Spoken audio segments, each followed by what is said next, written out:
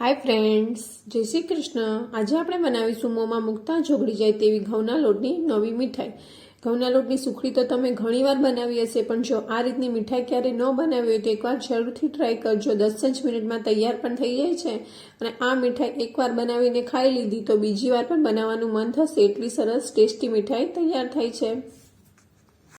આ મીઠાઈને તમે પ્રસાદ કે ભોગ તરીકે પણ ધરાવી શકો છો, અથવા તો ક્યારેક ઇન્સ્ટન્ટ ગળ્યું ખાવાનું મન થાય ત્યારે પણ તમે આ મીઠાઈને ટ્રાય કરી શકો છો. ઝટપટ બની પણ જાય છે અને ટેસ્ટમાં તો બહુ જ સરસ લાગતી હોય છે. જો આ રીતના ઘઉંના લોટની મીઠાઈ તમે ક્યારેય ટ્રાય ન કરી હોય તો જરૂરથી ટ્રાય કરજો. ચાલો રેસીપીની શરૂઆત કરીએ. તેના માટે એક પેન લીધું છે. તેમાં આપણે 1 વાટકી જેટલો જે રોટલીનો ઝીણો લોટ આવે છે તે જ લીધો છે. તેને આપણે પેનમાં લઈ લેવાનો છે.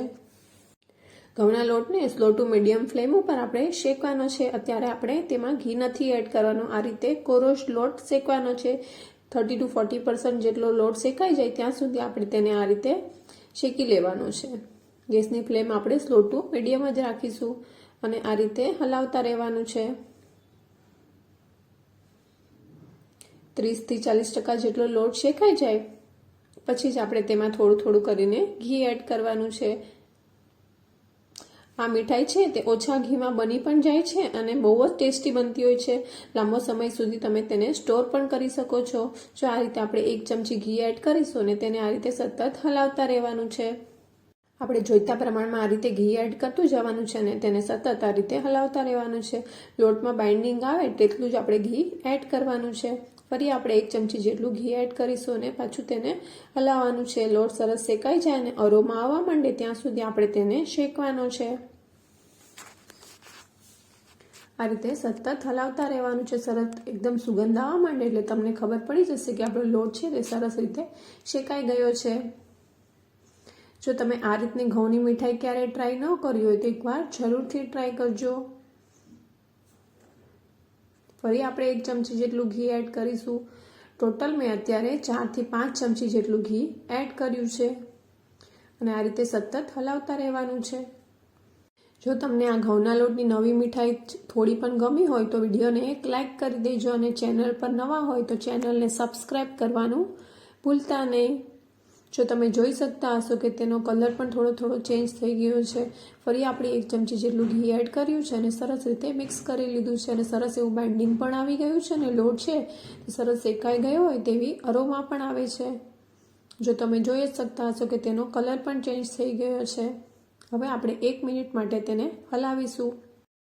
મીઠાઈનું મિશ્રણ છે તે સરસ રીતે શેકાઈ ગયું છે. હવે આપણે મીઠાઈને રીચ બનાવવા માટે 2 ચમચી જેટલો મિલ્ક પાવડર એડ કરીશું. તેનાથી મીઠાઈનો ફ્લેવર છે તે બહુ સરસ આવતો હોય છે.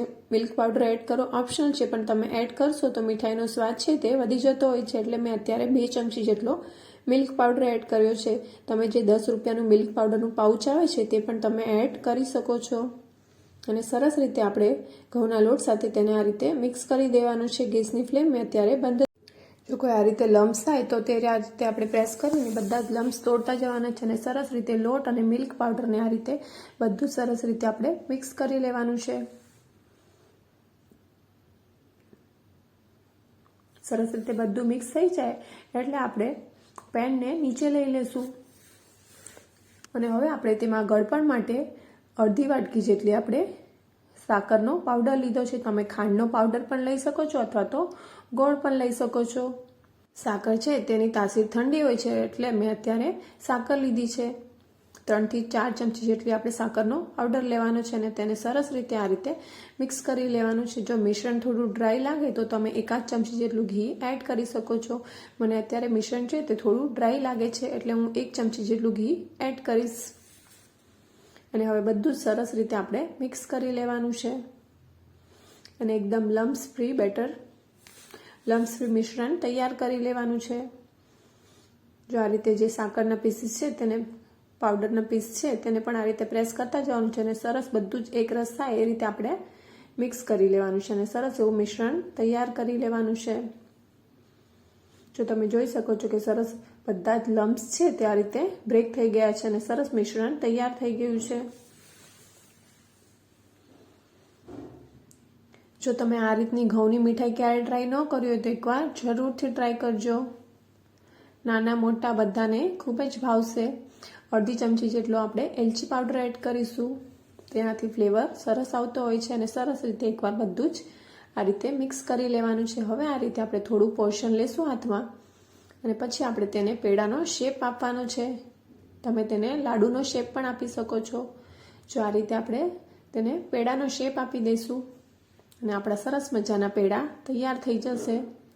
જોતાં જ ખાવાનું મન થઈ જાય તેવા ઘઉંના લોટના પેડા તૈયાર છે. એવી જ રીતે આપણે બીજો પેંડો પણ બનાવી લેવાનો છે. આ રીતે થોડું પોર્શન લઈને આ રીતે પ્રેસ કરી દેવાનું, પછી આ રીતે પેંડાનો શેપ આપી દેવાનો છે. એવી રીતે આપણે બધા જ પેંડા તૈયાર કરી લેવાના છે. જો તમને નજીકથી પણ બતાવો કે તમને એમ જ લાગતું હશે કે આપણે માવામાંથી પેંડા બનાવ્યા છે તેવા જ સરસ મજાના પેંડા તૈયાર થાય છે. એવી રીતે આપણે બધા જ પેંડા તૈયાર કરી લીધા છે. હવે પેંડાને આપણે ડ્રાયફ્રૂટની કતરણથી ગાર્નિશ કરીશું. જો આ રીતે બધા જ પેંડા ઉપર એક એક સ્લાઇસ આ રીતે આપણે મૂકી દેવાની છે. આપણા સરસ મજાના મોંમાં મૂકતા જ ઓગળી જાય તેવા ઘઉંના લોટના પેંડા તૈયાર છે. જો તમે આ રીતના પેંડા ક્યારેય ટ્રાય ન કર્યા હોય તો એકવાર મારા કહેવાથી જરૂરથી ટ્રાય કરજો. બહુ જ સરસ ટેસ્ટી લાગતા હોય છે. જો હું તમને નજીકથી પણ બતાવું કે આપણા પેંડા છે તે કેટલા સરસ એકદમ સુપર સોફ્ટ તૈયાર થયા છે. જો આપણે તેને તોડીને જોઈએ તો પેંડા હાથ લગાવતાની સાથે જ ટુકડા થઈ જાય તેવા એકદમ સુપર સોફ્ટ તૈયાર થયા છે. મોંમાં મૂકતા જ ઓગળી જાય તેવા પેંડા તૈયાર છે. જો તમે આ રીતના પેંડા ક્યારેય ટ્રાય ન કર્યા હોય તો એકવાર જરૂરથી ટ્રાય કરજો. જો તમને આ ઘઉંના લોટની રેસીપી ગમી હોય તો વિડીયોને એક લાઇક કરી દેજો અને ચેનલ પર નવા હોય તો ચેનલને સબસ્ક્રાઈબ કરવાનું ભૂલતા નહીં. આવા નવા વિડીયો જોવા માટે બાજુમાં આપેલા બેલ આઇકોનને પ્રેસ કરી લેજો, જેથી કરીને નવી રેસીપીના નોટિફિકેશન તમારી પાસે સૌથી પહેલાં પહોંચે. Thanks for watching.